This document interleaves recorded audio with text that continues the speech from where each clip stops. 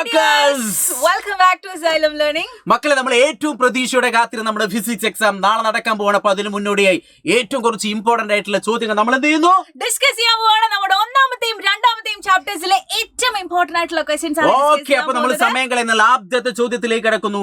Mufida miss, ഇത് second chapter ചോദ്യമാണ് അല്ലേ? അപ്പൊ മക്കളെ സെറ്റ് ആക്കിക്കോളൂ.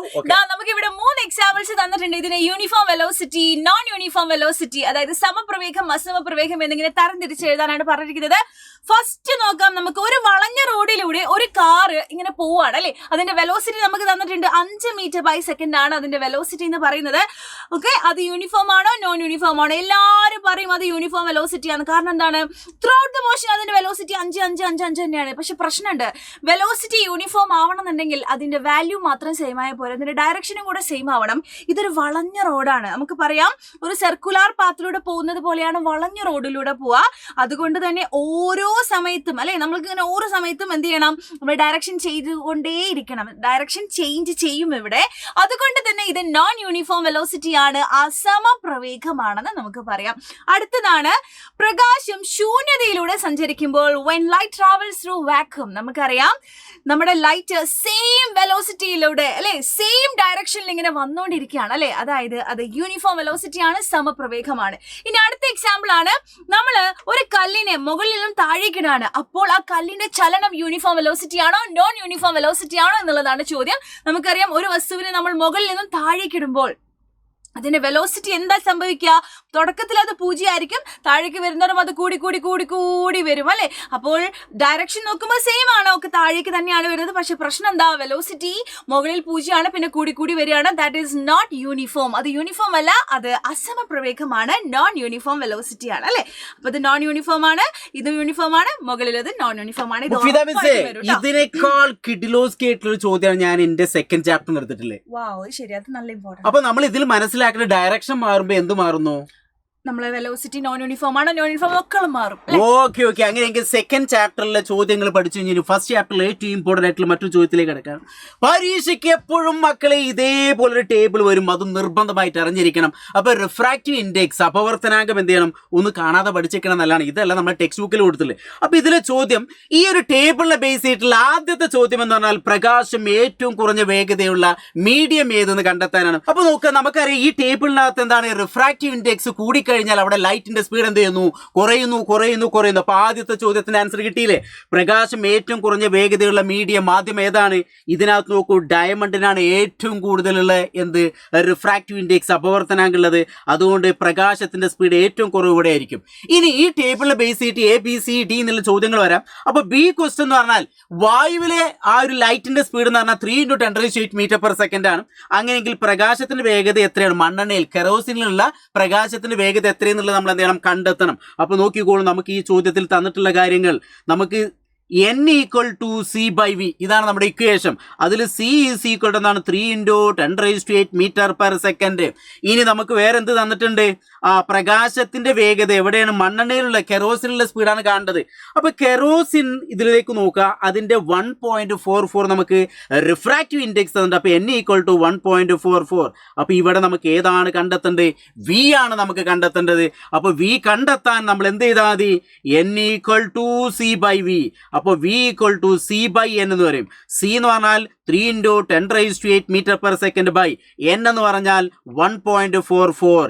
ഇത് നമ്മൾ എന്ത് ചെയ്യുക, 3നെ 3/1.44 കൊണ്ട് നമ്മൾ ഡിവൈഡ് ചെയ്താൽ നമുക്ക് കിട്ടുന്ന ആൻസർ എന്ന് പറഞ്ഞാൽ 2.08 × 10⁸ മീറ്റർ പെർ സെക്കൻഡ്. അപ്പോൾ ഇതേപോലത്തെ ഒരു പ്രോബ്ലം മക്കളെ നിങ്ങൾ എന്തായാലും ചെയ്ത് പഠിക്കണം, ഇമ്പോർട്ടൻ്റ് ആണ്. ഇനി അടുത്ത ലാസ്റ്റ് ക്വസ്റ്റ്യൻ എന്ന് പറഞ്ഞാൽ ഈ ഒരു ടേബിളിനെ ബേസ് ചെയ്തിട്ടുള്ള മൂന്നാമത്തെ ഒരു ചോദ്യം, ഒരു പ്രകാശീകരണം വായുവിൽ നിന്ന് വജ്രത്തിലേക്ക്, ഡയമണ്ടിലേക്കാണ് പ്രവേശിക്കുമ്പോൾ റിഫ്രാക്റ്റഡ് കിരണങ്ങൾ, അതായത് അപവർത്തന രശ്മികൾക്ക് എന്ത് ചെയ്യുന്നു, വ്യതിചലിക്കുമോ അതോ സാധാരണ നിലയിൽ തന്നെ പോകുമെന്നുള്ളതാണ് നമ്മളെ ചോദ്യം തന്നിട്ടുള്ളത്. അപ്പോൾ നമ്മൾ മനസ്സിലാക്കേണ്ട ഈ ഒരു ചിത്രത്തിൽ നമുക്ക് നോക്കൊരു, ഞാനൊരു വര വരച്ചു. എന്നിട്ട് എന്ത് ചെയ്യുന്നു, പ്രകാശം വായുവിൽ നിന്ന് മുകൾ ഭാഗത്ത് ഞാൻ എയർ എന്ന് കൊടുത്തു, താഴെ ഡയമണ്ട് എന്ന് കൊടുക്കുന്നു. ഇനി ഞാനിവിടെ ഒരു ലംബം, ഒരു നോർമൽ ഇങ്ങനെ വരച്ചു വയ്ക്കുന്നു.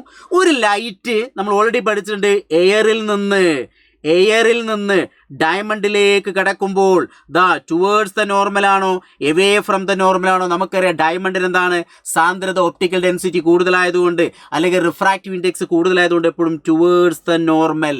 ഇങ്ങനെ ഒരു ചിത്രം കൂടി വരച്ച് പഠിക്കണം. അപ്പം ഞാൻ ഇവിടെ ഒരു എക്സാമ്പിൾ ഒരു ചിത്രം ഇവിടെ വരച്ച് വെച്ചിട്ടുണ്ട്. അപ്പോൾ നോക്കുക, ഇതാണ്. അപ്പോൾ മുഫീദ മിസ്സേ, ഈ ഒരു ടേബിളിനെ ബേസ് ചെയ്തിട്ട് എപ്പോഴും പരീക്ഷയ്ക്ക് ഒരു ചോദ്യം ഷുവറാണ്. അപ്പോൾ അത് ABCD എന്നുള്ള ഓരോ ചോദ്യങ്ങൾ വരാം. ഇപ്പോൾ ഇവിടെ ഏറ്റവും കുറഞ്ഞ വേഗതയാണ് പറഞ്ഞത്, ചിലപ്പോൾ ഏറ്റവും കൂടിയ വേഗത ചോദിക്കുക.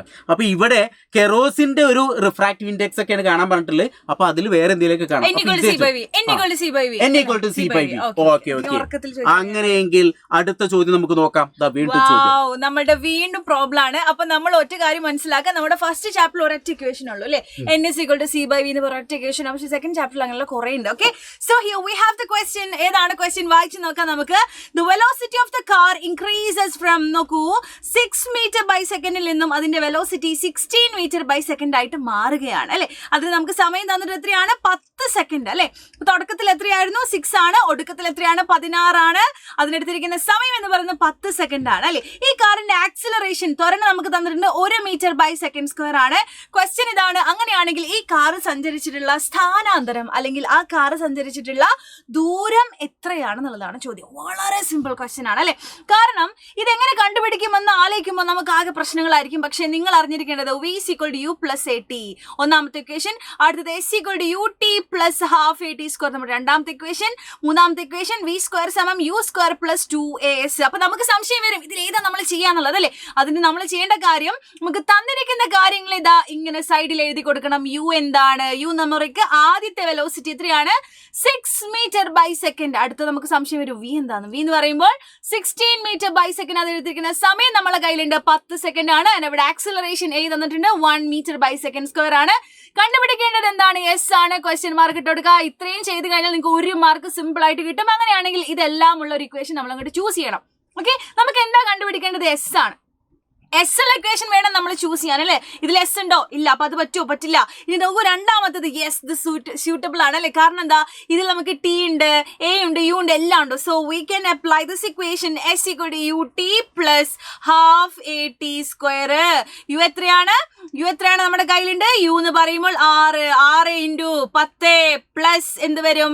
½ × 1 × 10² അല്ലെ. സിമ്പിൾ ആണല്ലോ. 6 × 10 പറയുമ്പോൾ 60 പ്ലസ് 1 × 10² പറയുമ്പോൾ 100 അല്ലെ. 100. അപ്പൊ 6 × 100 എന്ന് പറയുമ്പോൾ 50 വരും. ശരിയല്ലേ? അപ്പൊ 60 + 50, അതായത് നമുക്ക് കിട്ടും 110 മീറ്റർ ആണ് ഇവിടെയുള്ള സ്ഥാനാന്തരം എന്ന് പറയുന്നത്. സോ ഇത്രക്കും സിമ്പിൾ ആണ്.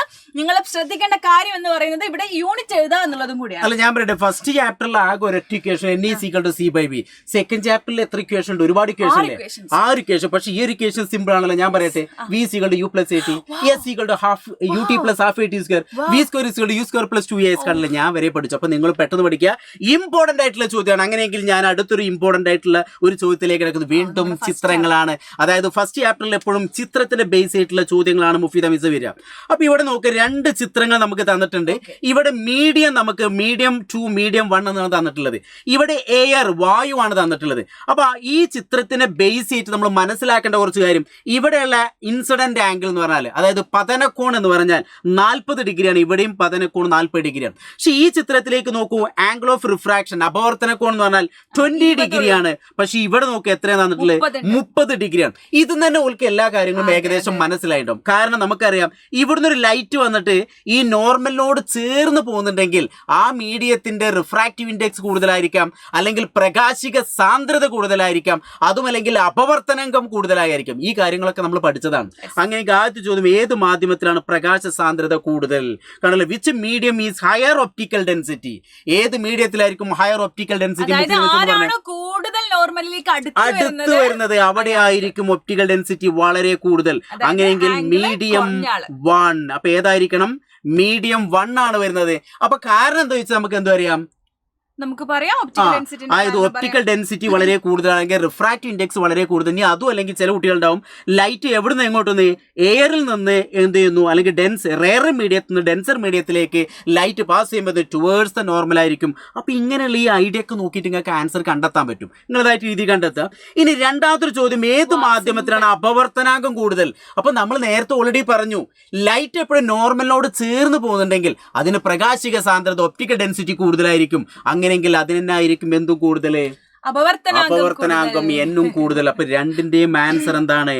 മീഡിയം 1 ഓർത്ത് വയ്ക്കുക. അപ്പൊ ഇത്രയും ചോദ്യങ്ങളാണ് ഈ ഒരു ചാപ്റ്ററിനകത്തുള്ളത്. മുഫീദ മിസ്, അപ്പൊ നമ്മള് ഇമ്പോർട്ടന്റ് ആയിട്ടുള്ള കുറച്ച് ചോദ്യങ്ങൾ മാത്രമേ സെലക്ട് ചെയ്തിട്ടുള്ളൂ. പക്ഷെ ഇനിയും ഒരുപാട് ചോദ്യങ്ങൾ നമുക്ക് ഡിസ്കസ് ചെയ്യാം. പക്ഷെ അതൊക്കെ നമ്മൾ എവിടെ ഡിസ്കസ് ചെയ്യും? നമ്മുടെ രാത്രികളിലുള്ള ലൈവുകളിലാണ് നമ്മൾ മാരത്തോൺ ലൈവിലേക്ക് എന്ത് ചെയ്യുന്നു, ടെക്സ്റ്റ് ബുക്കിനകത്തുള്ള ഇമ്പോർട്ടന്റ് ചോദ്യങ്ങളും ലെറ്റേഴ്സിനകത്തുള്ള ഇമ്പോർട്ടന്റ് ചോദ്യങ്ങള്, അതേപോലെ തന്നെ പ്രീവിയസ് ക്വസ്റ്റ്യൻ പേപ്പറിലെ ചോദ്യങ്ങള്, മോഡൽ എക്സാമിന്റെ ആ ചോദ്യങ്ങള്, പിന്നെ സൈലത്തിന്റെ ഒരു എക്സാം നടത്തിയ ക്വസ്റ്റ്യൻ പേപ്പർ ഒക്കെ ഉണ്ട്. എല്ലാം നമ്മൾ ഡിസ്കസ് ചെയ്യും. ആരും തന്നെ രാത്രി, അതായത് നാളത്തെയും ഇന്നത്തെയും ലൈവുകൾ ഒരിക്കലും മിസ്സാക്കരുത്.